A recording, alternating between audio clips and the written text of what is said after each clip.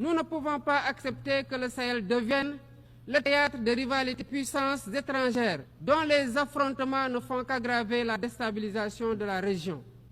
Ce thème de la présente session qui guide nos discussions nous invite à repenser nos responsabilités collectives et à nous assurer que les principes fondamentaux des Nations Unies, définis il y a près de 8 décennies, continuent de porter la promesse d'un monde plus juste et plus équitable.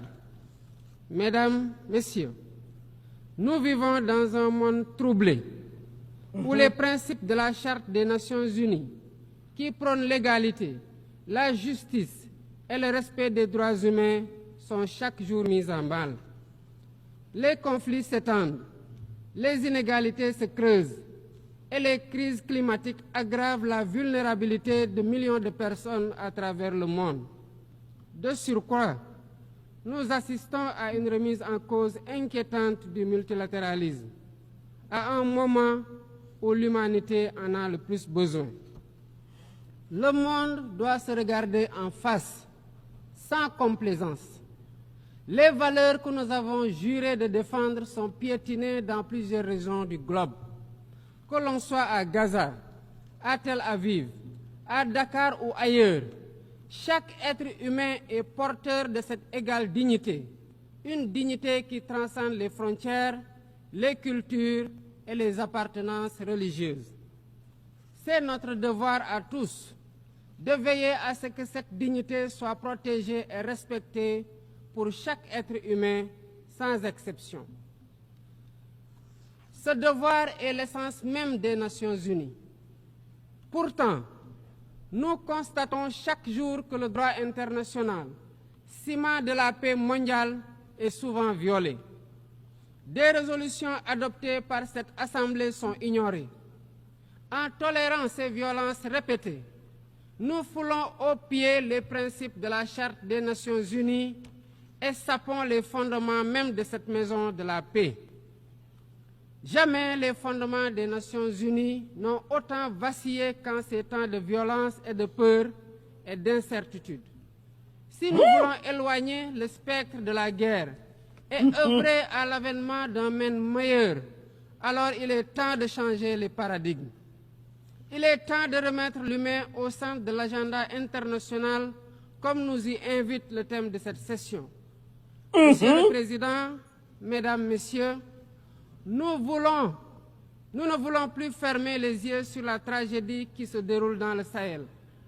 Des groupes terroristes sèment la terreur, pillent, tuent les populations civiles innocentes. Cette région, autrefois stable, est désormais en proie à une violence quotidienne, tandis que les Nations Unies, particulièrement le Conseil de sécurité, restent trop souvent inertes. De même, nous ne pouvons pas accepter que le Sahel devienne le théâtre de rivalités de puissances étrangères dont les affrontements ne font qu'aggraver la déstabilisation de la région. Je dois rappeler ici que la paix et la sécurité de l'Afrique sont indissociables de la paix mondiale. Il est impératif que le Conseil de sécurité remplisse pleinement son rôle de garant de la stabilité internationale. J'exprime à nouveau la préoccupation du Sénégal face à la situation tragique qui perdure en Palestine. Des générations entières y ont grandi sous l'ombre de l'oppression, privées de leur droit fondamental à un État viable. Le Sénégal, en tant que président du Comité pour l'exercice des droits inaliénables du peuple palestinien, appelle à un cessez-le-feu immédiat et durable. Nous réitérons notre soutien à la solution des deux États, avec Jérusalem-Est comme capitale de la Palestine, conformément aux résolutions pertinentes des Nations Unies. Cette guerre qui n'épargne ni femmes, ni enfants, ni infrastructures vitales est une plaie ouverte sur la conscience internationale. Il est impératif que le droit international humanitaire soit rétabli dans toutes les zones de conflit et que les Nations Unies jouent pleinement leur rôle de médiateur et de garant de la paix. Mesdames et Messieurs, la paix n'est pas seulement l'absence de guerre. La paix, c'est aussi la possibilité pour chaque être humain de vivre dans la dignité, de se nourrir, de se loger, de s'éduquer et de recevoir des soins. Or, aujourd'hui, plus de 750 millions de personnes ne mangent pas à leur faim et des millions basculent chaque jour dans l'extrême pauvreté. Ces chiffres éloignent de plus en plus le monde des objectifs de développement durable fixés pour 2030.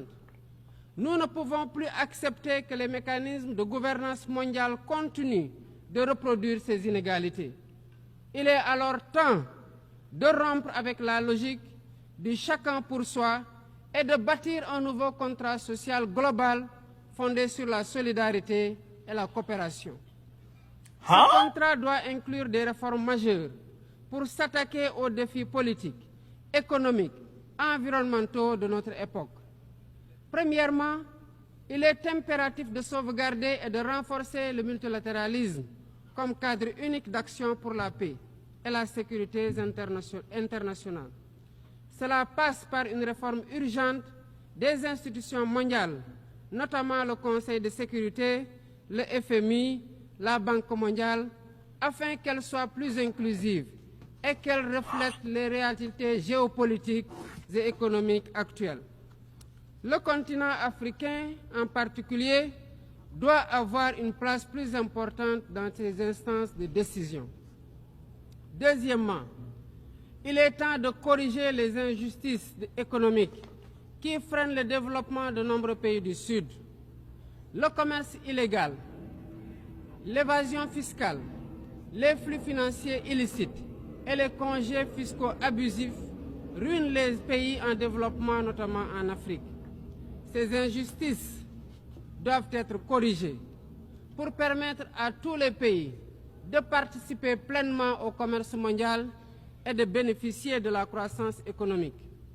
Troisièmement, il est essentiel de garantir avec détermination et d'agir avec détermination contre le réchauffement climatique en respectant le principe de responsabilité commune mais différenciée.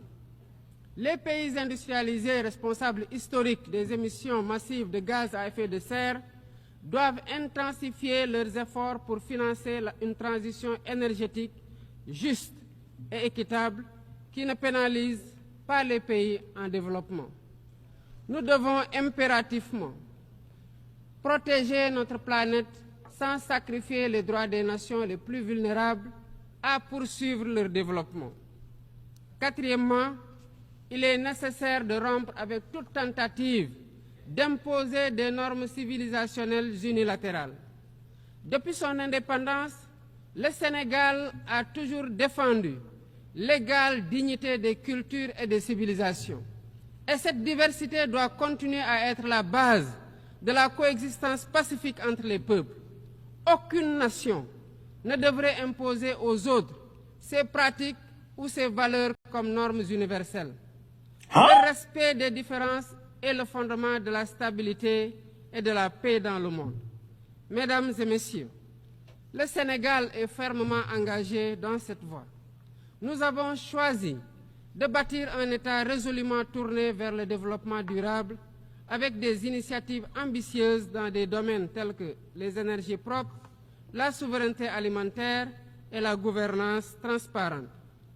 Mais nous savons que pour réussir, nous avons besoin de l'action collective et de la solidarité internationale. Aucun pays, aussi puissant soit-il, ne peut relever seuls les défis qui menacent l'humanité. Il nous faut donc agir ensemble, unis dans la diversité, pour construire un avenir où la dignité humaine est respectée, où la justice prévaut et où la prospérité est partagée. C'est par la coopération et le respect mutuel. Hein? Camarade, j'ai eu... Non, ben là, il finit, c'est puis je vous remercie. Hein? C'est Thomas Ifa qui parle comme ça, hein?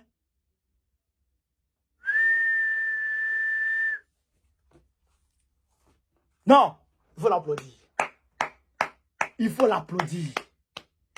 Tiens! Non.